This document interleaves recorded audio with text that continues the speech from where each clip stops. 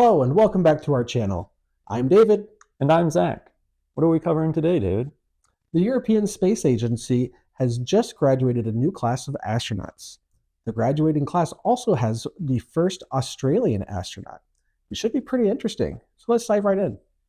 The graduation ceremony was held for the 6 new astronauts on April 22nd at the European Astronaut Center in Cologne, Germany. The ceremony was attended by ESA and Australian leadership, ESA Astronauts, and the media. By the end, the 6 astronauts had received their coveted wings and were ready to be assigned missions.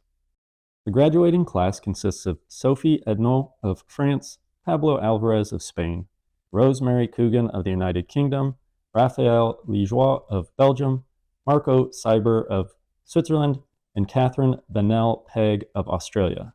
Their class was given the name the Hoppers by the class of 2009 astronauts. The European astronauts were selected from over 22,500 applicants when ESA called for a new class of astronauts in 2022. They began their year-long training program in April 2023, conducting training at the European Astronaut Center, as well as various locations around the globe. The training undertaken by the astronauts covered topics such as spacecraft systems, spacewalking, flight engineering, robotics, and life support systems, as well as survival and medical training.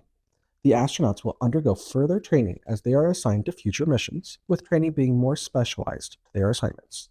With the addition of the 5 European graduates, the ESA pool of active astronauts grows to 11. To help put that into perspective, Roscosmos has 23 active cosmonauts, and NASA has 48 active astronauts. The astronauts that graduated weren't the only ones selected in 2022. ESA has started a program of having a pool of reserve astronauts. These astronauts are not part of the regular mission rotation, but can be selected for project missions when flight opportunities become available.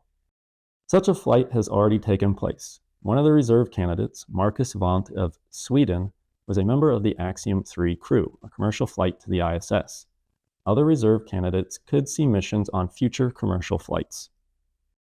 Another reservist, John McFall of the United Kingdom, was selected to take part in the FLY feasibility study. This study is looking at the options available to include astronauts with physical disabilities who will be able to conduct spaceflight missions. McFall lost his right leg in a motorcycle accident when he was 19 and uses a prosthetic leg. As we said earlier in the video, one of the graduates is Australian. Catherine Bennell-Pegg became the first astronaut for the Australian Space Agency. Although Aussies have been to space before, they have done so as NASA astronauts. When Catherine reaches space, it will be the first time an Aussie does so with an Australian patch. This isn't the only graduating class of new astronauts this year. NASA held a graduation ceremony for its newest class of astronauts, nicknamed the Flies. This class consisted of 10 Americans and 2 UAE astronauts. Seems like a big year for new astronauts, with the US, Australia, Europe, and the UAE all getting new astronauts. What do you think about that? I think that the renewed interest in developing astronauts throughout the world is exciting. I hope that we will see more countries begin to develop their own programs and more countries join these larger programs to have their astronauts eventually make their way both up in space and to the moon and beyond even. What do you think? Well, I think this is showing a clear indication that nations are interested in space. They want to get their own astronauts up there, not, sitting on the sidelines. And I think with the amount of missions that are in the works, especially the Artemis program, more and more nations are going to want to have astronauts. They're going to want them to be on seats. They're probably going to want to develop their own ability to get their astronauts into space as well. We see this with India. They are planning their first crewed mission here that I believe is launching next year.